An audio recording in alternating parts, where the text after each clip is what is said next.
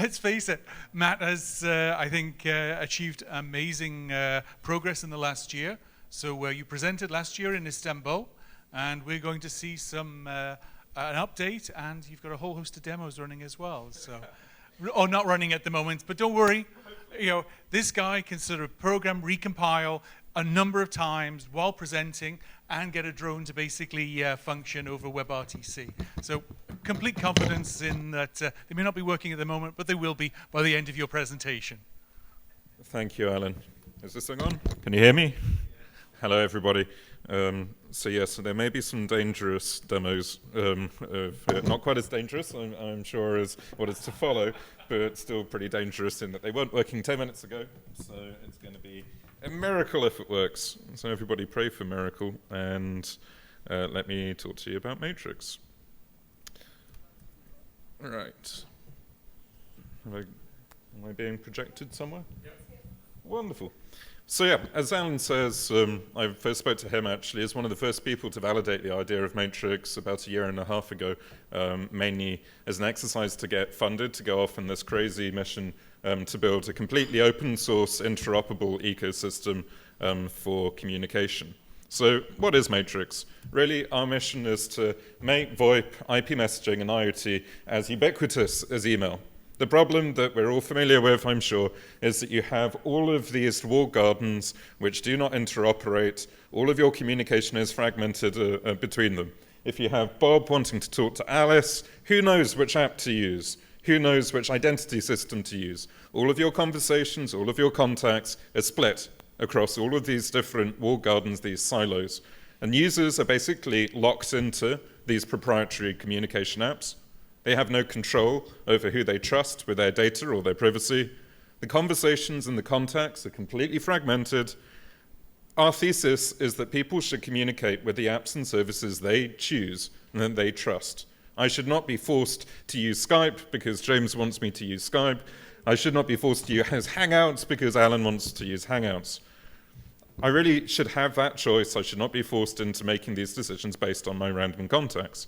So this is really what Matrix is trying to solve. And we are just over a year old.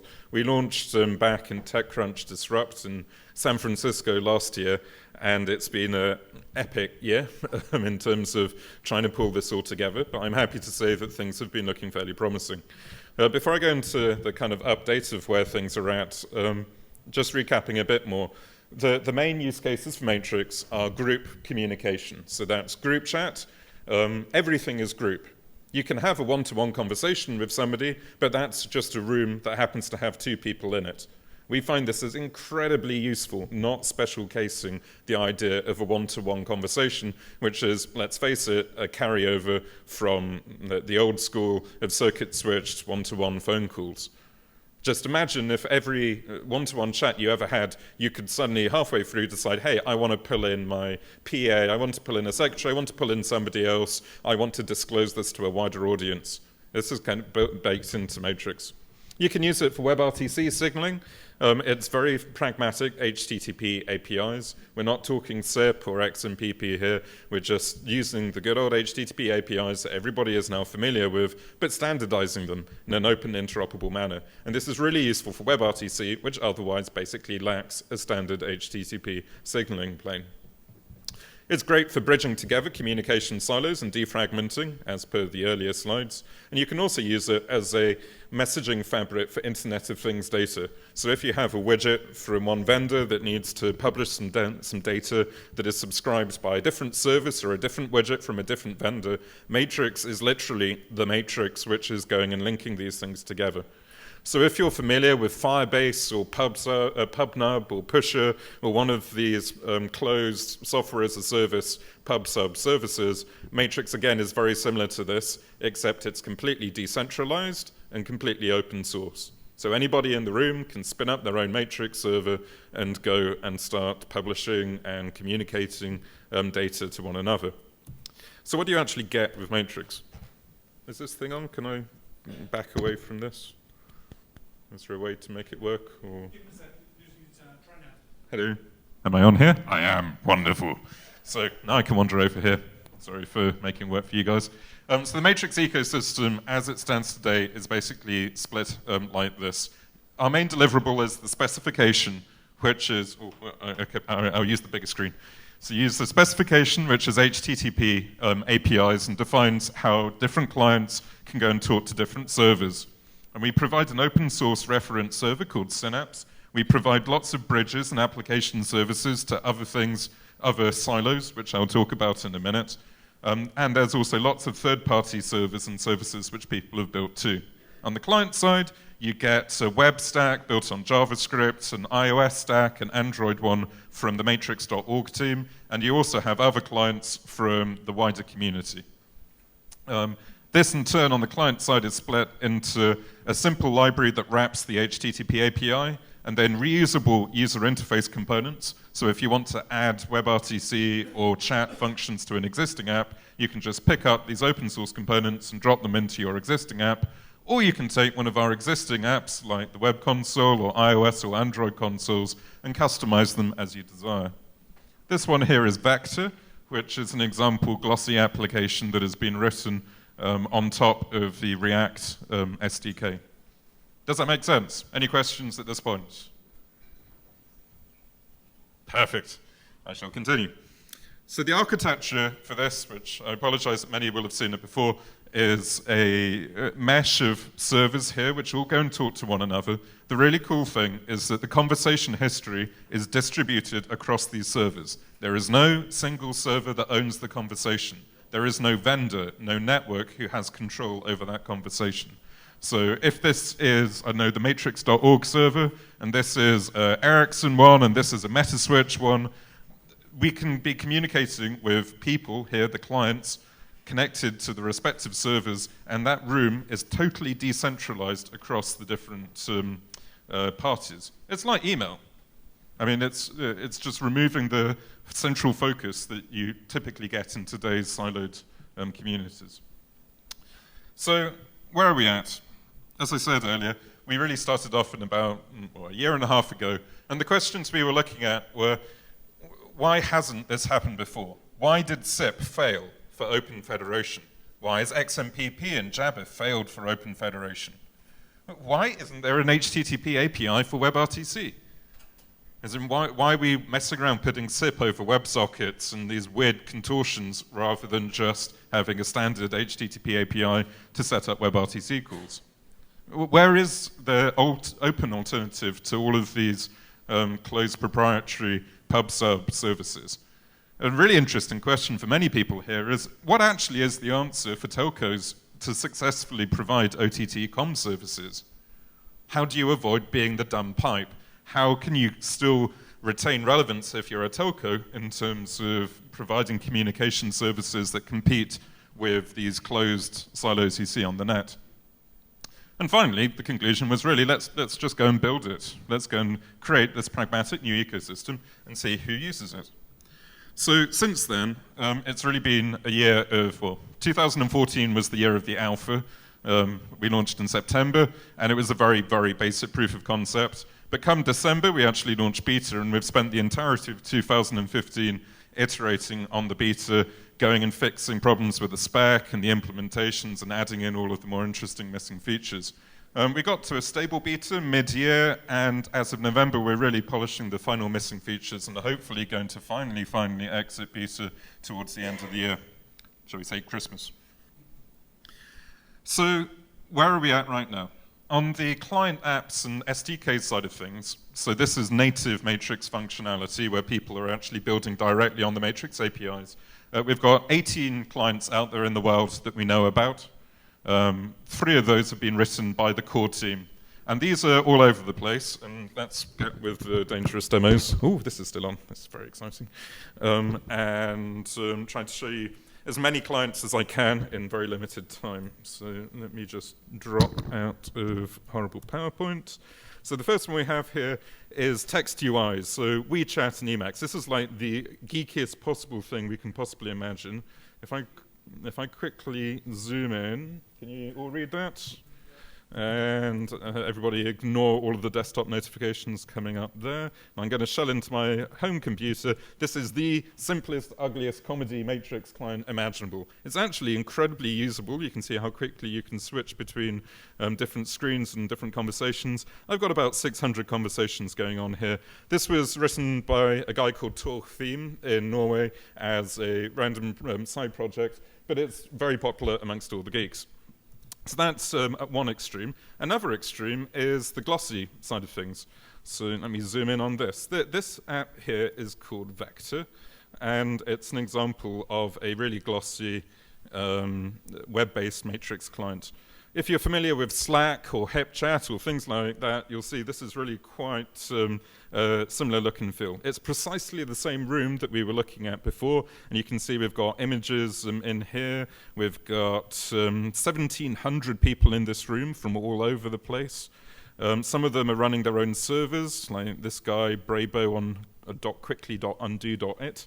Great domain name, is running his own matrix server, and then lots of other people in here on matrix.org. So, in fact, some of the people in this room run their own matrix servers. So thank you, Sebastian and Andy and others who run their own ones, and indeed James on the TruePhone side of things. So what can we do here? This is all looking like group chat, lots of different rooms here. You can see we can quickly switch between them. This is all live, by the way, on vector.im/beta. You can see I've got about 700 different rooms going on here. Some of the new features are the ability to favorite your rooms, and I can drop and drag. Say I'm going to put Vector up at the top priority there. This is actually being synchronized in real time using Matrix across all of my other Vector clients. So if I go and quickly pull up a different window like this one, you can see that, sure enough, Vector is now at the top here. This is collapsed to save space into a vertical column, but if I go and drag Vector back down there, you should be able to see, yay, it's all synchronizing in real time across this. This isn't an app-specific thing. It's using room tagging as a relatively new feature of Matrix. Now, this is all well from a chat perspective. What if I try to go and do, oh, hello, James. What if I go and try to actually do a video call?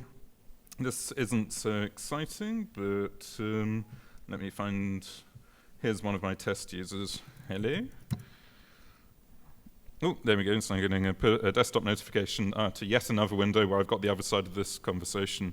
If I hit the video call button, then I'm just doing a WebRTC call from one to the other. And sure enough, hello everybody. It's just a quick WebRTC setup, except it's doing it over HTTP. So one hit to do an offer, one hit for a request, and that's it. No SIP, no XMPP, no jingle. It's very, very simple and really quite a pleasure to work with, even if I say so myself. More fun thing that we haven't shown that much is the conferencing that we have built in nowadays. So if I go to, not Slack, that's a different demo. Here we are. If we go back to this one here, and this is our internal room. You can see a whole bunch of developers arguing about stat traces. I'm going to try to demo the VC. Anybody can hit the video call button in any room and suddenly turn it into a video conference.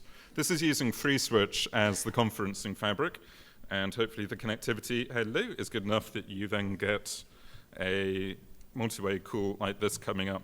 Now, predictably enough, one of the guys who's joined hasn't got a webcam plugged in, but I'm hoping somebody else on the team is going to be smart enough to join with a webcam enabled. Hopefully. If not, then perhaps, actually I'm doing this in our internal room, otherwise I'd invite everybody else to go and jump and join in. You see, I told you this demo was going to be dangerous. Let's give it another minute just in case somebody does manage to dial in. Otherwise you can just see my beautiful echo. Oh, hello, Dan. That's impressive. Hello, Dan. Oh, and hello, Dave. Are you in New York, Dan? Can you even hear me? I bet it's not got the volume turned up. Anyway, basically, look, spontaneous three-way conference between Dave in London, Dan in New York, and me here. Thanks, Dave. Let me get out of here. So, an interesting thing here is that you've got at the top the ping ongoing conference call. So literally anybody in that room just has a single bar, click on that, and get dumped into the conference. I'd say this is a little bit better than the Hangouts environment of, oh dear, have you got the right email address? Or no, sorry, that's not my Google account and all that kind of mess. What else can I show you? So we've done Vector, Console on iOS, probably don't have time, but we have mobile versions of all of these too, as I said earlier. On the SDK side, we provide, and let me recover my mic here if I can. So on the SDK side, we've got the official JavaScript, React, Angular, iOS, and Android. We also have semi-official Python and Perl ones, and the community has gone and contributed all kinds of weird languages, ranging from Common Lisp to Ruby to Erlang, and there's even an Emacs SDK for people who really like Emacs. React SDK is what Vector that you just saw is written on. This is really cool because you get lots of different abstractions here. On top of the browser, you get the JavaScript SDK and then React from Facebook. Then you have the SDK on top of that, but then you actually have the separated brandable skin and controllers and the application layer sitting on top here. So if you were doing a fancy glossy web application, you got all of the building blocks. Home server-wise, we provide the Python twisted Synapse one, but the nice people at Ericsson Research have recently released a Go implementation that is, it's experimental, it's not feature complete, but it's a good starting point for messing around with the Go language. There's another third-party contribution from called Pallium, also in Go. There's JSynapse, and then there is codename Dendron, which is our next generation scalable implementation, which will either replace Synapse or at least be a kind of more performant version of Synapse. Community-wise, and let me actually start presenting so we get rid of all the notifications. Community-wise, things are really looking quite good. You can see that things really took off in July when we started turning on our bridges. Right now, just looking at the matrix.org node, we've got 80,000 users on that. We're seeing about 100,000 messages a day. That's spread, well, it's not spread, it is one of 250 servers which are actively federating together. And in terms of the companies building on it, there are about 20 that we know about who have admitted to actually running their servers and experimenting on top here. So that's basically what's happening on the spec and the client side. How am I doing for time, Alan? 2 more minutes, brilliant. I've got about 40 slides in 2 minutes. This is going to be amazing. So bridges and integrations is where a lot of work has gone recently. If you've got Matrix and you've got an existing app like SIP Gateway or Slack or the PSTN, then we provide these application service API to bridge the two together. So if you have an existing app and you want to link it into Matrix, this is how you do it. Stack-wise is that you've got Node typically, but you can use any language. But if you want to use our existing libraries, you have to use Node. JavaScript, an app server API, and then a bridge API, and then you've got IRC and Slack and Purple and all sorts on top. So, for instance, on IRC, it looks like that, if you know what IRC is. For Slack, it looks like, again, the same thing, but with a Slack bridge. For SMS, again, you could do it with an SMS gateway, as we have. And we've even now built bridges to Skype, Link, Facebook, even AIM and ICQ if you're stuck in the 90s. More recently, we've also linked an asterisk using Chandra Spoke, and there's a nice sequence diagram that I don't have time to talk you through. And finally, on the IoT side of things, there's a demo that Dennis will remember because the drone crashed into his head, where we've controlled the drone via Matrix. The end goal, basically, is to go and take all of these islands and link them together in the middle with the decentralized glue of Matrix. And I guess I'm pretty much out of time. 2 more slides very quickly. Okay.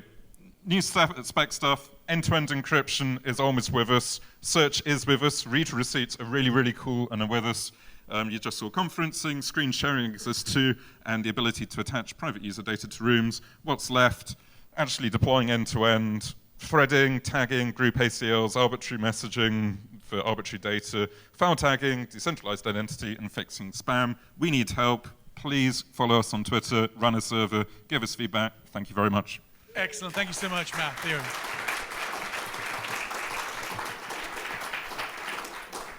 It certainly has been an intense ride over the past year.